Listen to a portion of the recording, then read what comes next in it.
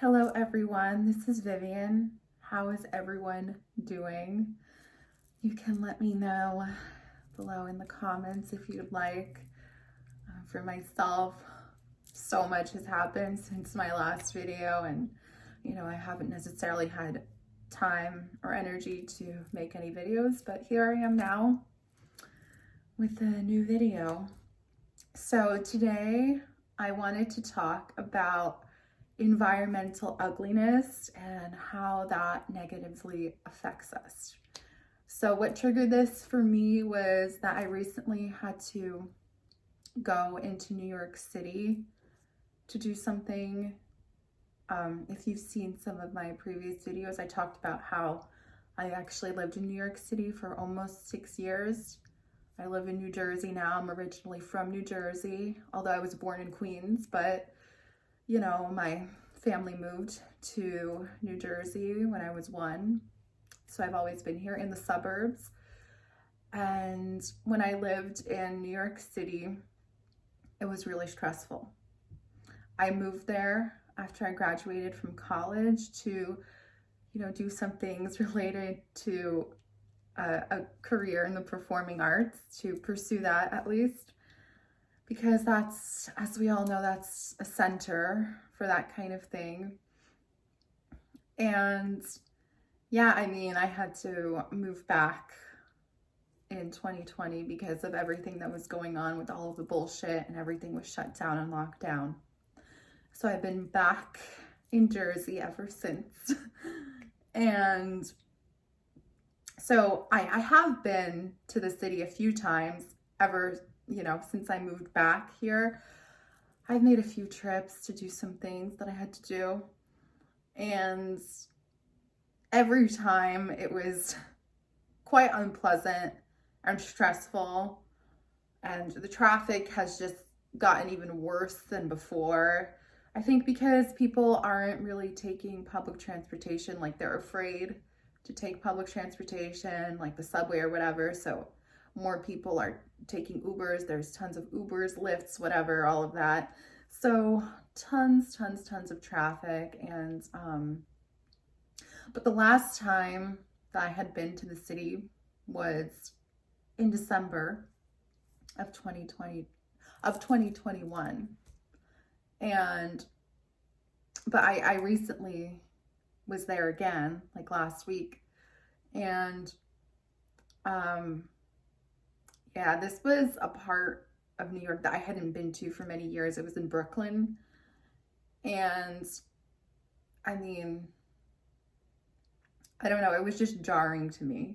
I don't mean to sound like a snob or something. That's not where I'm coming from with this, but it was just like a mess, basically. Yeah, just really depressing in many ways, actually. Just, yeah, soul crushing, really. And also, most people were wearing their masks outside even though they didn't have to. And it hasn't been quite as bad like that where I live in New Jersey, even though it's not great here either.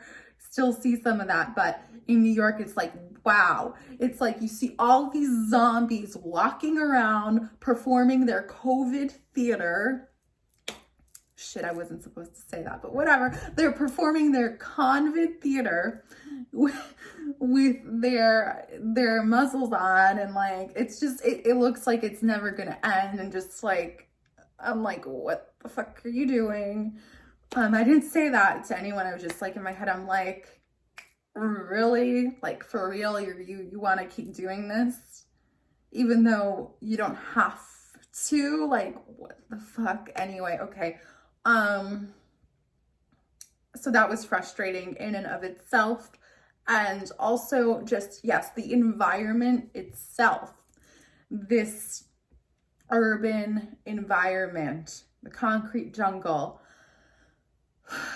Yeah, I just couldn't wait to get out of there. So I went in to do what I had to do, for a few hours, and then I went back home to the suburbs. And I mean, yeah, it's just, I don't even know. Like, I really don't think that I could ever go back and live in the city.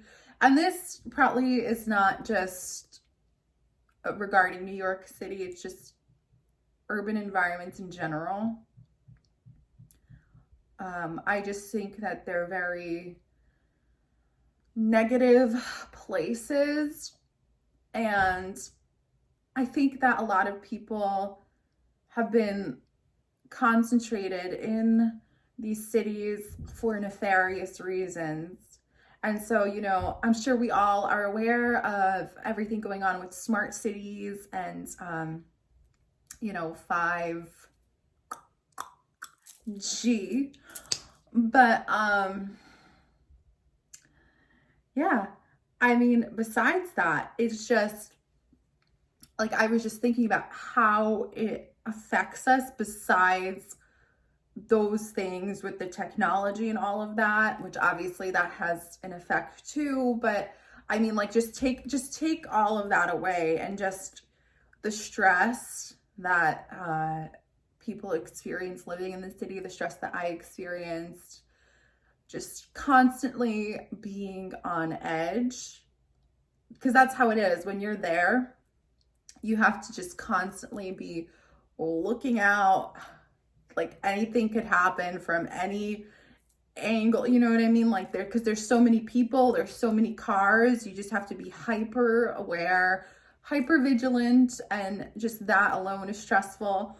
Plus, just it is ugly. Like, I'm sorry, there might be some nice buildings, but to me, the urban environment is hideous. Like, how can you compare this urban city environment to, you know, a more natural environment where there's more nature, there's more grass, there's more trees? And don't even get me started on how bad it smells everywhere there. Yeah, just the pollution. Oh my God, and that's really harmful too, of course. And yeah, I mean, I think that this has been done on purpose to force a lot of people into the cities because of, a lot of times, because of jobs. You know, people move to major cities for jobs because there's more jobs there than there are in the suburbs, and especially more so than in more rural or country environments. And yeah, it's just as if life isn't already stressful enough. Modern life, it's already so stressful, right? And then just on top of that, the stress that everyone pretty much for the most part already has, regardless of where they live. But then you multiply that by many times. I don't even know how many, but many times, when you're in the city environment in a big city.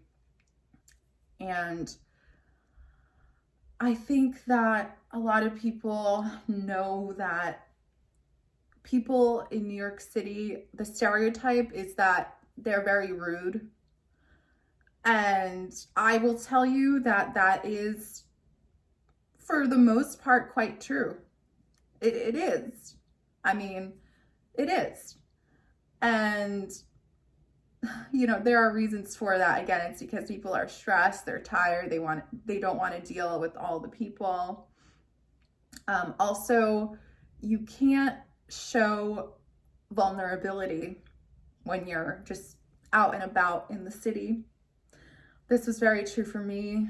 So I know that every day, like when I lived there and I had to go out to leave my apartment, which was most days, and when I was just out, I had to like have my resting bitch face on, look completely just not approachable, and just like basically with the essence of do not talk to me, do not bother me, do not fuck with me, like you really don't want to. That was sort of what I had to portray myself as, simply through my energy and through my facial expression. And I didn't like that, of course. I didn't like that. And so what happened was when I went recently, last week, to the city to do my thing, and it was already when I was done doing what I had to do, and I was walking back to my car, and I was almost at my car, and there was this there were these two guys, right? And I, you know, I didn't look vulnerable. I mean, I looked vulnerable at that moment. Or I wouldn't say like extremely vulnerable, but I didn't have my usual New York City resting bitch face and inapproachable attitude on, right? So definitely there was more vulnerable energy coming from me. And, you know, I got catcalled. And so, like, if catcalling, in my opinion and my experience, does not have to do with what somebody looks like. It's more so about the person or people who are doing the catcalling. They want attention for themselves. So it's like they want your energy and they want your attention, just like a lot of bullshit things in our world. They, you know, that's no different. So, you know, of course I ignore, but I realized like, oh, you know, this definitely happened because I didn't look bitchy and mean enough, basically. And it pains me that that's how it has to be. And, you know, people in our world, in every walk of life, they can take advantage of people who they perceive to be vulnerable. And a lot of times people think that vulnerability means that it's weakness. They think when someone's vulnerable that they're weak, which is totally not true. Because, you know, I don't even know how to explain like how much of my energy had to go into, you know, the whole bitchy, whatever you want to call it, bitchy persona, bitchy New York City mask, if you want to call it that. And yeah, it's just, I feel like it wasn't even good for my health. It was creating a lot of internal stress in me, because that's not really who I am. I mean, if you were to just meet me out somewhere in person, I didn't know you, and I might not necessarily be the warmest person right away. I do tend to be more reserved. I will give you that, but it's just like I wouldn't say that I'm a bitch exactly, generally speaking. So yeah, so much energy goes into that. So much energy goes into more negative emotions, like anger, like things like that, rather than just because, you know, what happened the other week when I got catcalled was like, I was just basically just chill. I was just chill. And, you know, these guys were like, oh, look, this female doesn't, you know, she seems like we could mess with her or something like that. That's the sense that I got personally. So yeah, and I think that, you know, this kind of thing has never happened to me in the suburbs and in more natural environments has never happened. It has only happened in the city where there's tons of people and people are just like going crazy. It's like a hive mind. People are living on top of each other. And it's not natural for people to be living like that, like just on top of each other like that in these huge apartment buildings, and to be so disconnected from nature. And yeah, I just think it affects people's, obviously, their physical health and also their mental health, their psyches, and just, I don't know. I think it leads to all kinds of just negative behavior too. And, when I was living in the city and going on the subway all the time, people would be so rude though. Like, I know one time when I was going on the subway somewhere and I had a few bags with me because I had to bring a lot of things with me to where I was going. And, the bags would take up room naturally on the subway. And this one woman just like yelled at me for having these bags, even though I was trying my best to not take up much room. And yeah, it was just, that's just one example. I have so many more. I have, I was almost like attacked by someone one time, like almost physically attacked, but it ended up not happening, thankfully. But yeah, you have to always be on guard, always. But that brings me to like what's happening in New York City with people continuing the convict theater. And like, I know that they don't have those mandates anymore for the magical injection in most places, although they still do at my workplace. If you were to work in person, I work online for that. So, I don't have to show proof of getting a magical injection, or injections at this point, like 4 now, right? But yeah, for a lot of jobs there still, in a lot of places, you still have to show proof of that, even though there's no more official mandates. But yeah, I think, I've heard people saying, people who do live in the city, they want to continue wearing their muzzles probably forever.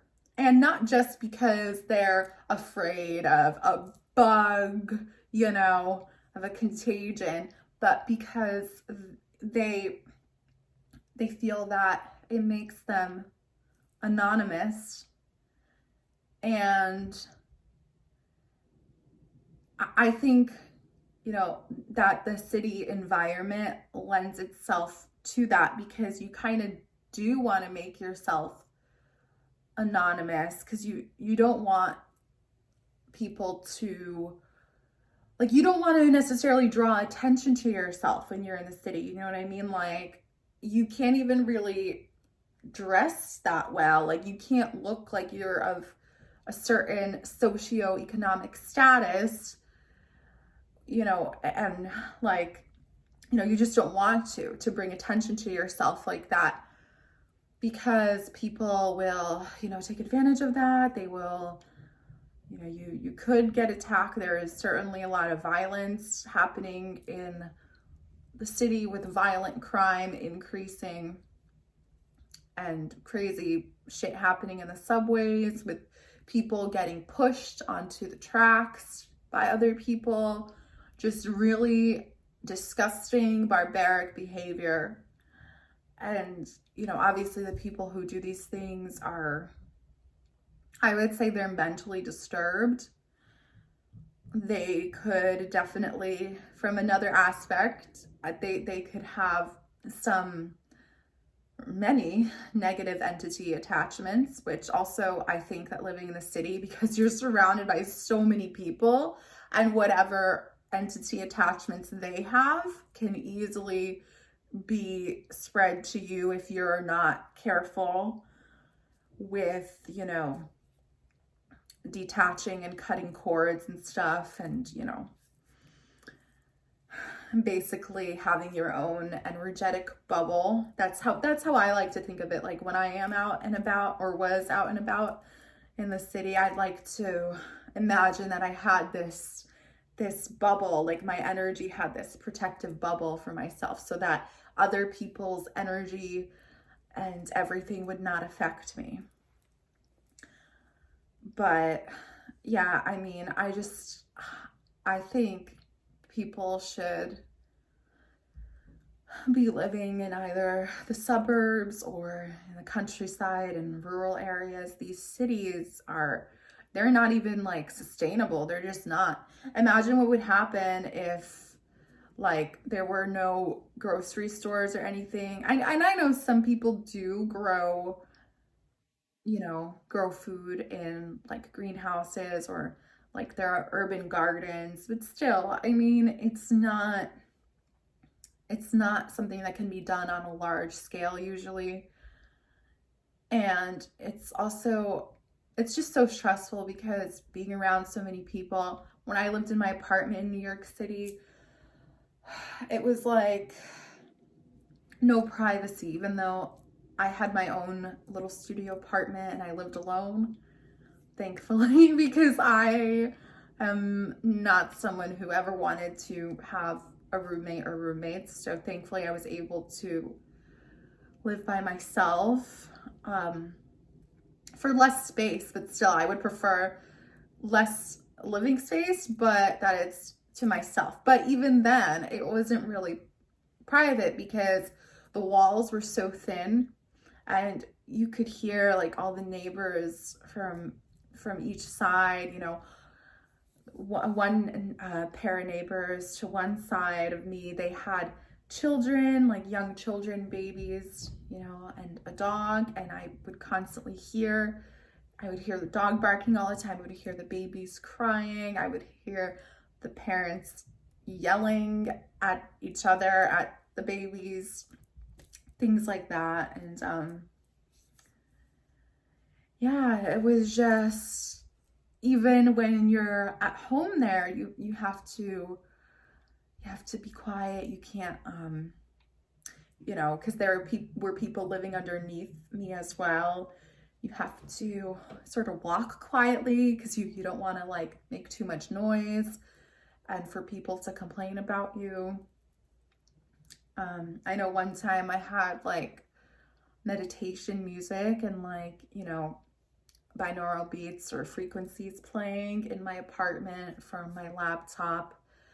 And it wasn't some like music that was disruptive. It was, very calming, very chill. And, I received a call from the front desk management of my building that, someone had complained that my music was too loud, even though, it wasn't really. So even something like that, even something that seems as innocuous as that, you never have privacy. And so also right now, I want to just make it clear that one of the biggest lies ever, like in the history of the world, in my opinion, is the lie of New York City being this glamorous and beautiful place that you should all want to live in, because that is so far from the truth. Like, in reality, it's just really disgusting, like I was saying earlier. And that goes for every neighborhood. It doesn't matter how, supposedly upscale the neighborhood is. It's all like there's a bunch of garbage everywhere, and like it's just so filthy, so dirty. There are rats. Yeah, there's unfortunately a very serious homeless situation where obviously no one really cares, and it just, because also it's very expensive to live there.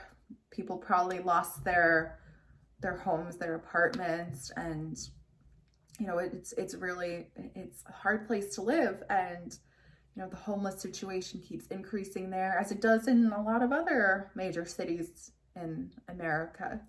And like, nobody seems to give a fuck. But yeah, so it's just a very, very difficult, stressful, and disgusting place to live in. Just yeah, bad smells everywhere.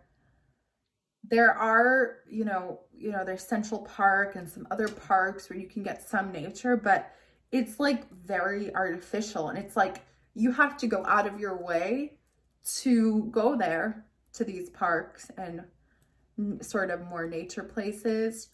But if you're just, just on a daily basis, like when you're out and about and doing your thing, it's nasty. It's just, yeah. So please, like, I'm warning everyone. I mean, if you really want to go there and you really want to move there, that's fine. That's up to you. But I'm warning you now that it's just a complete, gigantic Hollywood lie, basically, that New York is this beautiful place, because it's, And I know that, New Jersey gets made fun of too sometimes, and I can see why. But, and it's not like this is, the best place to live either necessarily. Like, I would consider maybe moving somewhere else, maybe to another state. But even compared to New York City, like here in the Jersey suburbs, it is much more pleasant. There's more nature. It's less stressful. I mean, like, I still get stressed because, like I said, life is super stressful, and we all have our things going on. But just, yeah, I mean, of course there's less people here, and also, I mean, I think there can be benefits to taking public transportation, but the public transportation in New York is so far behind the times, and it's just like there's always delays on the trains. It's so inefficient. It causes stress. Just that alone, just the public transportation there causes stress. So it's nice to not have to deal with the public transportation and just, like being in the car on your own and not having to deal with so many people. So yeah, that's my opinion, that you should not move to New York City. Like, if you want to visit it, that's a different story. But I think even now, with how things have been going for the past couple of years, I've heard even from people who are lifelong New Yorkers and really like fans of living in New York, because they have major Stockholm syndrome, even they have said that it's not the same as how it used to be. And so, like, basically it's worse. And I don't think it was ever really a great and amazing city as how it has been portrayed by Hollywood. But what else is new? Hollywood portrays things in a false light all the time, so we shouldn't be surprised. But anyway, yeah, I think that going back to a more natural way of life in a more natural environment is definitely what we should be doing. And yeah, I'm never moving back to New York City, and I don't even want to go back again just to, do something, whether it's like for work or something. I have people that I might visit there, but yeah, it's not an ideal place. So anyway, I have my tea here. still warm. Today I have, since it's spring allergies going on right now and allergy season with the pollen and everything, I have something that's good for that. I have nettle tea, which nettle is very good for your respiratory health.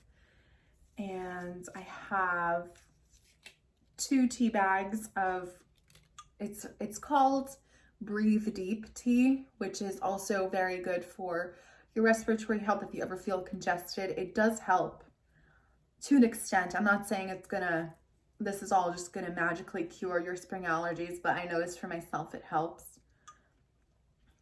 But the allergies haven't been too bad for me so far this season.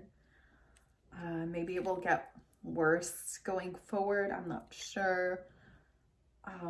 Hopefully not, because I like to spend a lot of time outside.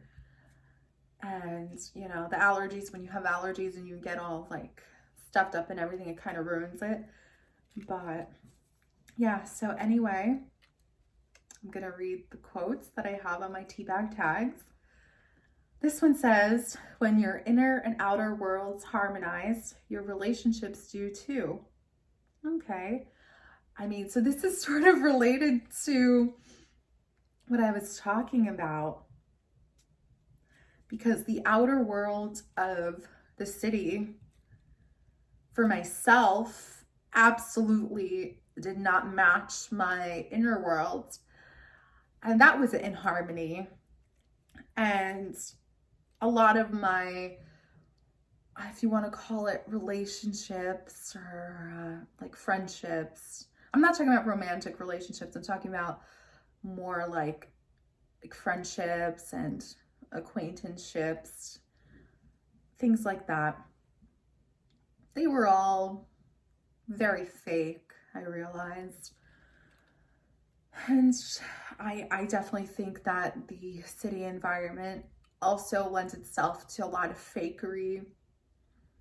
Like I said, that I had to portray myself as this raging bitch. Well, not necessarily a raging bitch, but like this really cold bitch, just, you know, not really who I am. And that was being disingenuous on my part, but it was something that I had to do to survive there. And I mean, yeah, lots of, there are obviously lots of fake people anywhere, and there could also be lots of great and genuine people anywhere, including in the city. But I would say when it comes to percentages and the majority, I would say the majority are in the city, definitely very fake. A lot of the interactions are very, very fake. Okay, so the next one says, forgiveness is an act of consciousness. Okay, well, this isn't really related to the video, but I mean, I talked about this, I believe, in a previous video, like a while ago, like last year, that we have to forgive other people, not for their sake, but for our own sake, so that we move on, so that we don't dwell in that negativity. So yeah, I mean, that's my opinion. And the next quote here, this says, beauty is not caused, it is. A quote by Emily Dickinson, this one, because this is a different brand, tea brand from the other two. And this one says who the quote is from. So I love Emily Dickinson, a really great female poet from the 1800s. I'm very inspired by her writing. And yeah, regarding this particular quote, beauty is not caused, it is. That definitely relates to what I was talking about, because the city and all these urban environments, that's all created, you know, versus like in nature, you know, there are definitely negative things about nature. Nature is very unforgiving. It can be very harsh, but it's also beautiful in a lot of ways. And being out in nature can be very calming and soothing and refreshing. Yeah, and just the beauty of nature, it's just how it is, right? Nobody built it in terms of it being man-made, and you know, just there. And when you listen to like the birds chirping and singing, like it, you know, it does something, right? Something positive, as opposed to you being stuck on the subway, crammed in the subway car with a bunch of people, like, and it feels like you're in a can of sardines basically, because it's so packed. So, you know, two very opposing ways of being. Well, anyway, that's what I wanted to talk about for today. And thank you for watching, and you'll see me next time.